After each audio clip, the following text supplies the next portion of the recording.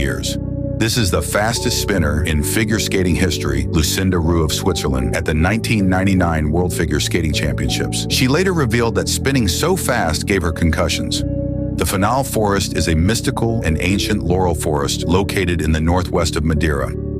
This is what starfish larvae look like. One of the largest student demonstrations since 1968 is happening in Serbia right now, February 1st, 2025. They were nominated for the Nobel Peace Prize the day before. The Tasmanian cave spider lives for several decades and its eggs take 8 to 9 months to hatch. It's only ever found in Tasmania, Australia. A demonstration of the Indian Arumi, a flexible, whip-like sword used in the Indian martial art Kalaripayattu. An extreme close-up of a fly's face. Unique origami figures made by the Japanese. They sure do know how to fold paper.